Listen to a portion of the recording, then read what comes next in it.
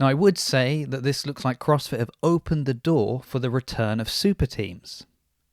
But did they ever really go away? Welcome back to the channel. So once again, I want to have a look at the changes made for the 2023 CrossFit Games season, and in particular today, focusing in on the changes made to the teams competition. And that's because CrossFit really need to make up their mind with what they want to do with the team competition. Is it an affiliate cup, where members of a local affiliate get together to compete for the honor and glory of their local box?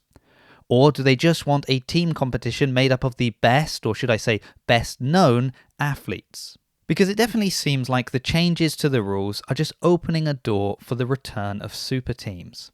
Not that super teams ever really went away, because look at this year just gone. Perhaps you think of a team like Reykjavik, that were basically a super team that just had the resources available to move to Iceland to fit in with all the requirements so that they could qualify as part of that affiliate. And let's not forget about Mayhem, because while their team may not have been made up of as many household names as Annie Forsdottir, Rich Froning is still the only one that is full-time in Cookville, and everyone else moves in for the CrossFit Games season.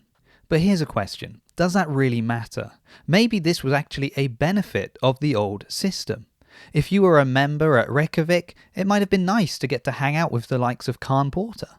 So if athletes want to move around for the season, but it means they're building up a box in its community as a result, maybe that's a good thing. But it doesn't really matter anymore because things have changed once again. So let's just check in with Justin Berg and see what he had to say to Sean Woodland about some of these changes. The team eligibility requirements have changed for 2023. How does that work? Well, for the team competition is really fun. And I think it's got some terrific athletes that are classing out of individual competition, and it provides fans and people around the world something really exciting. So we wanted to lean into that, but also still keep connections with the affiliates where these athletes are coming from.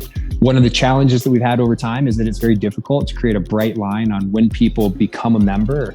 And then the accountability and the policing on that becomes really difficult to enforce consistently. And consistency is the key thing that we were trying to add to this. So the situation this year will be simpler. All athletes have to do the workouts together at the same affiliate during the Open. They have to do the workouts together at quarterfinals and at every other stage that they advance to. But it'll make it a lot simpler for us to police throughout the year and create fewer negative experiences for teams where they find out that there's been an allegation. They have to prove logs in the middle of the year. And in some cases, athletes were literally getting on flights and then being notified that they couldn't take the competition floor once they landed. And so that's a terrible athlete experience, not something we want to reproduce in the future. And so that's why we made some of these changes. With athletes now... So that's very interesting. And before we talk about the changes to the rules themselves, I'd just like to pick out that line he said about athletes classing out of individual competition, because I find that very telling. And I can't help but wonder if wanting to make it easier for some of these well-known athletes to jump into a team isn't part of the motivation behind a number of the changes we've seen made. Because now, according to the new rules, anyone can join a team as long as they perform all of the open workouts and quarterfinal workouts at that affiliate. Now, Justin said that in the past it was hard to kind of determine that line of when a person became a member of an affiliate. And now it seems like it doesn't really matter. You don't actually need to be a member. It seems that just a couple of drop-ins is all you need to qualify to compete as part of that affiliate. And this is where super teams can really take advantage of the new system, because it might not be possible to relocate for the time required previously to be part of a team. But to travel there just to do the tests of the Open and the quarterfinals is probably very doable for these athletes. Not that that's necessarily the recipe for success to compete as a team. But who's going to benefit the most from these changes? Well, isn't it going to be those better known full-time athletes, those whose schedule and the backing and sponsorship they have behind them will enable them to travel for the weeks of the open workouts and the quarterfinals? It will be much easier for them to do it than an athlete who is also holding down a full-time job. So we know that last year there were additional requirements, needing to live within 100 miles of the affiliate's location, having to provide evidence that a percentage of your training days were done together with that team at that affiliate. And this meant that CrossFit actually had to launch investigations when people were reporting teams that they felt were not actually meeting these requirements, which then led to CrossFit making rulings about certain athletes that were not eligible to compete, and often these athletes were finding out very last minute. There was the whole Victor Longsved situation, and if you don't know about that, well, once again, I did do a video at the time that all happened. So of course, this is a benefit for CrossFit in that they don't need to police the team division to the same extent that they did in previous years. Now, just going back to the new rules, we see that after the Open, that is when they have to make their selection. They have to select 6 athletes, 4 will be the competing athletes, 2 alternates in case of injuries or things like that. And these are the athletes that will do the quarterfinals and the semifinals, and in an ideal world, also go to the games. So what's interesting is that those 6 athletes are then locked in.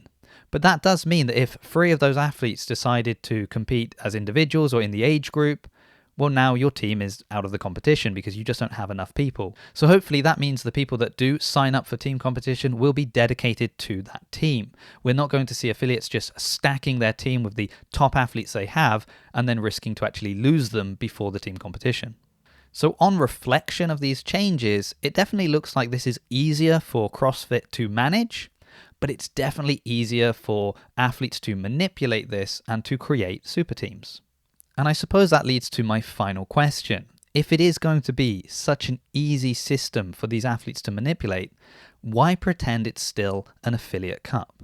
Because if we're being honest, it is the true affiliate teams that will be losing out because of these new changes. Teams that could have quite easily provided evidence that they were training together, not just for this year of the games, but maybe for multiple years. But let me know in the comments what you think. Are you looking forward to a return of super teams? Are there athletes you're hoping to see team up and take on the competition? Or would you prefer the Affiliate Cup to be exactly what it says it is, a true competition for the affiliates? I look forward to seeing what you think. Don't forget to like the video, share it around if you could, subscribe to the channel if you haven't already, and I will see you in a future video.